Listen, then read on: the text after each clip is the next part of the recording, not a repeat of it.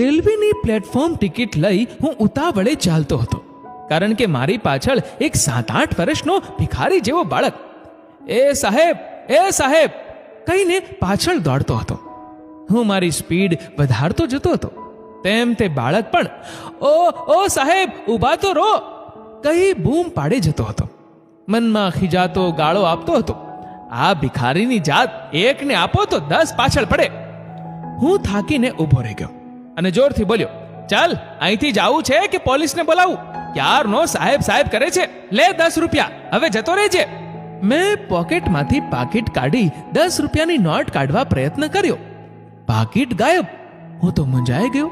હમણાં જ એટીએમ માંથી ઉપાડેલા 20,000 રૂપિયા, debit card, credit card, driving licence બધું અંદર. સાહેબ, પેલો બાળક બોલ્યો. અરે સાહેબ શું કરે છે ક્યારનો? મેં ઊંચા અવાજે કીધું. બાળકે એક હાથ ઊંચો કર્યો. સાહેબ! તેના હાથ તરફ નજર ગઈ, પછી તેની નિર્દોષ આંખ તરફ. બે ઘડી તો મને મારી જાત ઉપર, મારા ભણતર ઉપર, મિથ્યા અભિમાન અને આધ્યાત્મિક જ્ઞાન ઉપર નફરત થઈ ગઈ. માણસ પોતાનો સ્વાર્થ હોય ત્યારે જ આંખ મેળવીને વાત કરે છે, બાકી તો આંખ મિચોલી કરી રસ્તો બદલીને ભાગી જનાર વ્યક્તિઓ પણ સંસારમાં જોયા છે. એ બાળકની નિર્દોષ આંખો અને હાથ ઉપર નજર નાખતા ખબર પડી મારું ખોવાયેલું પાકીટ તેના નાજુક હાથમાં હતું. લો સાહેબ, તમારું પાકીટ. સાહેબ, ટિકિટ બારી ઉપર પાકીટ ખીચામાં મૂકતા પાકીટ સાહેબ તમારું નીચે પડી ગયું હતું. મારી આંખો ભીની થઈ ગઈ. રેલવે સ્ટેશન ઉપર ગોઠણ ઉપર બેસી એ બાળકના માથે હાથ ફેરવ્યો. બેટા, મને માફ કરજે.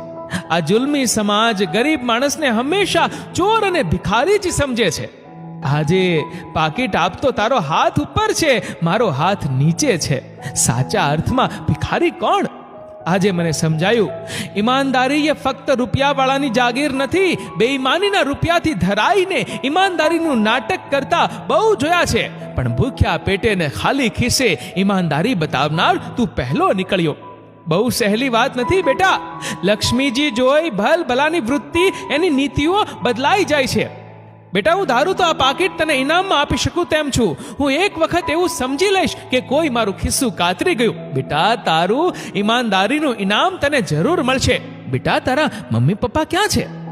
મમ્મી પપ્પાનું નામ સાંભળી તે બાળકની આંખમાં આંસુ આવી ગયા.